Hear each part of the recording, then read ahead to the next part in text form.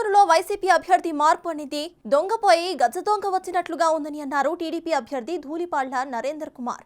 అయితే పొన్నూరులో వైసీపీ మార్పులు తప్ప ప్రజల్లో ఎటువంటి మార్పు లేదు, ప్రజలు టీడీపీతో ఉంటారని అన్నారు. అంబటి మురళీకృష్ణ అక్రమాలు సత్తెనపల్లిలో వెళ్లి అడిగితే ప్రతి ఒక్కరు కూడా చెప్తారు అంటున్న టీడీపీ అభ్యర్థి ధూళిపాళ్ల నరేందర్తో మా ప్రతినిధి సాయి ఫేస్ టు ఫేస్.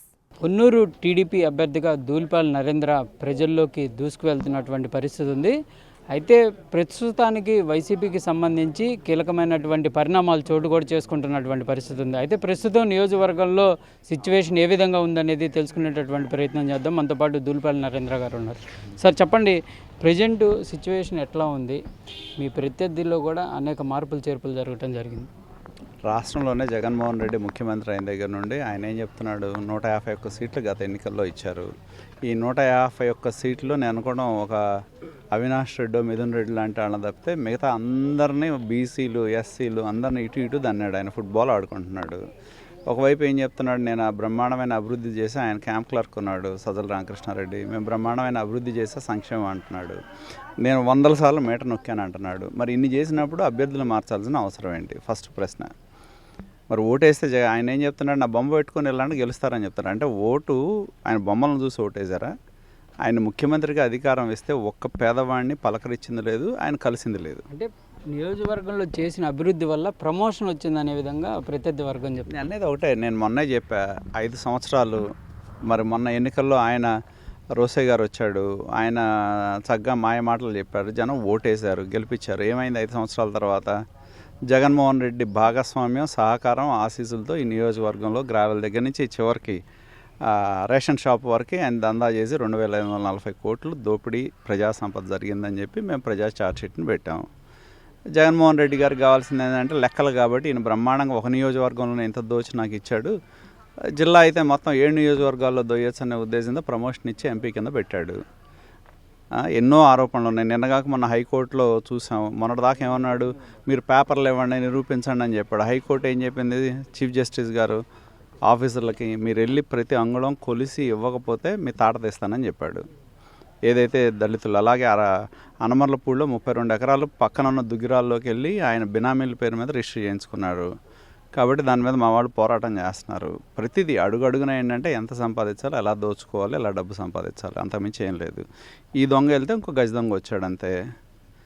నిదానంగా ఆయన చరిత్ర కూడా వస్తుంది. ఎందుకంటే అంబటి రాంబాబు గారు మంత్రిగా ఉంటే ఆయన అంబటి రాంబాబు ఎలక్షన్లో సత్తెనపల్లి వెళ్ళి చేస్తే 3 సంవత్సరాల తర్వాత ఆ నియోజకవర్గంలో ఈయన్ని భరించలేక అన్నగారు తమ్ముడిని నియోజకవర్గం నుంచి బయట పంపించాడు. ఆ భరించలేని ఏంటో నిదానంగా ఇక్కడ ఉన్న ప్రజలు సత్తెనపల్లి వెళ్ళి బస్సులు వేసుకొని వెళ్తే ఆ ప్రాంతంలో లేదా ముసుగులు వేసుకొని వెళ్ళి అంబటి మురళి గురించి అడిగారు అనుకో, ఎన్ని కథలు కావాలో అన్ని కథలు వస్తాయి. ఎన్ని కథలు కావాలంటే అన్నీ వస్తాయి.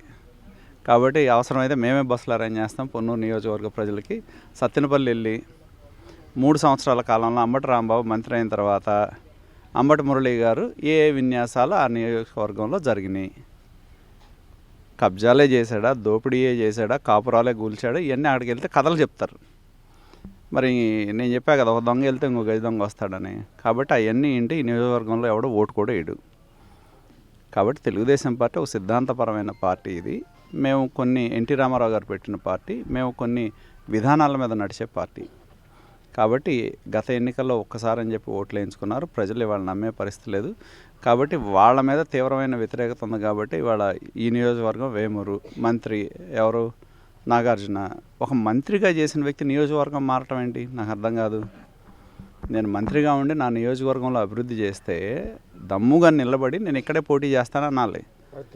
అంతేగాని ఈయన పోయి సంతనవతల పాడు వెళ్ళాడు, జిల్లా దాటి వెళ్ళాడు. మళ్ళీ ఒక జిల్లా కాదు, గుంటూరు జిల్లా కాదు, బాపట్ల జిల్లా దాటి వెళ్ళాడు ఒంగోలు జిల్లాకి. అంటే దీని అర్థం ఏంటంటే వీళ్ళు ఇక్కడ ఏ విధంగా వాళ్ళ మీద వ్యతిరేకత ఉందనేది చక్కగా రాసి ఉంది.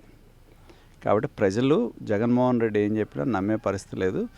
ఈ రాష్ట్రంలో తెలుగుదేశం పార్టీ, జనసేన ఆధ్వర్యంలో ప్రభుత్వం రావటం ఖాయం. వైకాపా పార్టీని చాప చుట్టి బంగాళాఖాతంలో పడేస్తారు. ప్రస్తుతం గుంటూరు పార్లమెంటు పరిధిలో గతంతో పోలిస్తే ఇప్పుడు కాపు సామాజిక వర్గానికి సంబంధించిన ఓట్లకి కాలం వేయాలనే విధంగా వైసీపీ ఆలోచన చేసే సీట్లు పంపిణీ జరుగుతుందనే విధంగా కూడా చెప్తున్నారు. దాంతోపాటు వాళ్ళు ఏం చెప్తున్నారంటే కాపులు, బీసీలకి సంబంధించి ఓటు బ్యాంకు ఉండటం కోసం కాదు, మేము వాళ్ళకి ప్రాధాన్యత ఇవ్వాలనే విధంగా ఇస్తున్నాం అనే విధంగా అంటున్నారు.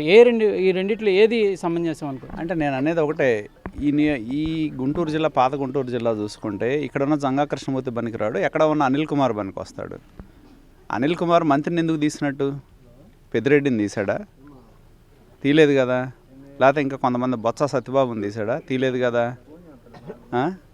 వీళ్ళని మంత్రులుగా తీయలేదు, కానీ అనిల్ కుమార్ యాదవ్ని మంత్రి నుంచి తీశాడు.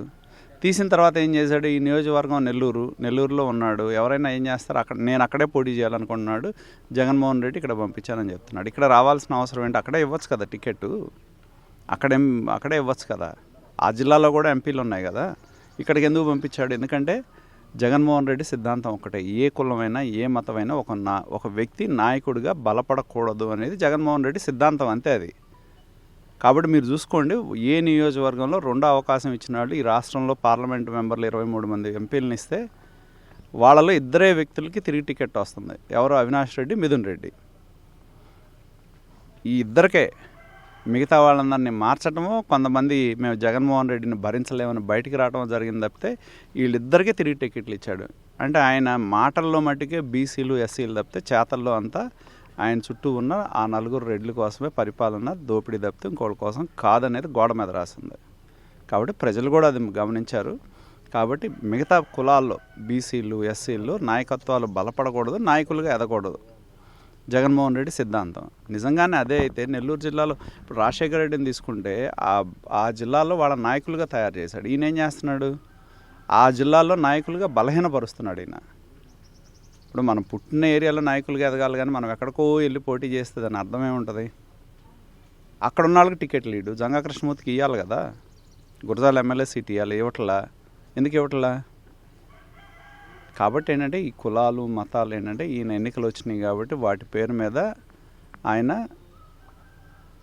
రాజకీయపరమైన లబ్ధి పొందాలనే ప్రయత్నం తప్పితే ఇంకోటి కాదు. ఇవన్నీ కూడా నమ్మే పరిస్థితిలో ప్రజలు లేరు. సార్, ఒక అంశం ట్రోల్ అవుతుంది. చంద్రబాబు గారు మాట్లాడినటువంటి మాట 40 సంవత్సరాల రాజకీయ జీవితంలో ఎప్పుడు ఆలోచించినటువంటి విధంగా ఆలోచించి ఈసారి సీట్లు పంపిణీ జరిగిందనే విధంగా చెప్పినటువంటి మాటను ట్రోల్ చేస్తున్నారు. దాంతోపాటు ఉమ్మడి గుంటూరు జిల్లాలో కంపల్సరీగా అభ్యర్థులుగా ఉంటారన్న టీడీపీ వాళ్ళని మార్చడం కూడా జరిగింది. ఇదంతా ఏ విధంగా చూడొచ్చు? అంటే వైసీపీ స్ట్రాంగ్గా ఉందన్న నేపథ్యంలో ఈ నిర్ణయాలు జరుగుతున్నాయి. వైసీపీ స్ట్రాంగ్ అని ఎందుకు అనుకోవాలి? కొత్త వ్యక్తులను రాజకీయాల్లోకి చంద్రబాబు తేవాలనుకుంటున్నాడని ఎందుకు అనుకోకూడదు? కొత్త వ్యక్తుల్ని రాజకీయాల్లోకి తేవాలి, వాళ్ళని ప్రోత్సహించాలనేది ఆయన ఉద్దేశం కావచ్చు. దాన్ని తప్పట్టాల్సిన అవసరం ఉంది? దాని గురించి పెద్ద ఆలోచన చేయాల్సిన అవసరం ఏముందంటాను ఆయన. అంటే 40 ఏళ్లలో లేనటువంటి ఆలోచన చేశాను ఆయన స్వతంత్రంగా చెప్పడం జరిగింది. 40 ఏళ్లలో ఒక్క విషయం బట్టి కరెక్టే. ఎందుకంటే చంద్రబాబు నాయుడు ఎప్పుడు టికెట్ ఇచ్చిన నామినేషన్ చివరి రోజు ముందు రోజు ఇవ్వటం అనేది ఎప్పుడు ఆనవాయితీగా మనం ఇన్ని సంవత్సరాల నుంచి వస్తున్నాం. కానీ ఈసారి 2 పార్టీల పొత్తున్నా కూడా స్పష్టత ఉంది, ఎవరు ఏ సీట్లు ఎక్కడ పోటీ చేయాలి, ఎవరికి ఏమి ఇవ్వాలి అని. సో ఎవరు అవునన్నా కాదన్నా ఆయన కొత్త వాళ్ళకి ఇవ్వాలనుకుంటే కొత్త వాళ్ళకి అవకాశం ఇచ్చాడు. అలాగే చదువుకున్న వాళ్ళకి అవకాశం ఇచ్చాడు ఆ వర్గాల్లో. కాబట్టి ఆయన ఏదైతే అనుకున్నాడో కొత్త వ్యక్తులను తేవాలనో లేకపోతే కొన్ని సామాజిక పరంగా ఉండే అంశాల్లో మార్పు చేయాలనుకున్నారో దానికి అనుగుణంగా మార్పులు చేర్పులు చేయడం జరిగింది.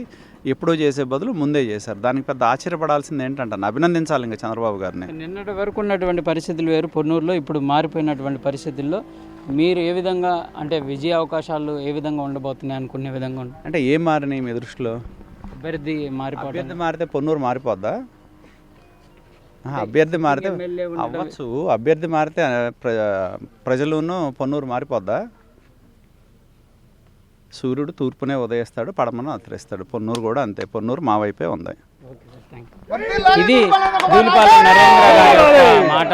ప్రస్తుతం ఉన్నటువంటి పరిస్థితులు, గతంలో ఉన్నటువంటి పరిస్థితులకి భిన్నంగానే టీడీపీ కూడా ముందుకు వెళ్తున్నటువంటి పరిస్థితి ఉందనే విధంగా చెప్తున్నారు. దాంతోపాటు పొన్నూరులో కంపల్సరీగా టీడీపీ వైపే ప్రజలు నిలిచేటటువంటి అవకాశం ఉందనే విధంగా కూడా ఆయన చెప్తున్నటువంటి పరిస్థితి ఉంది. కెమెరామ్యాన్ సిద్ధుతో సాయి శంకర్, పొన్నూరు నుంచి.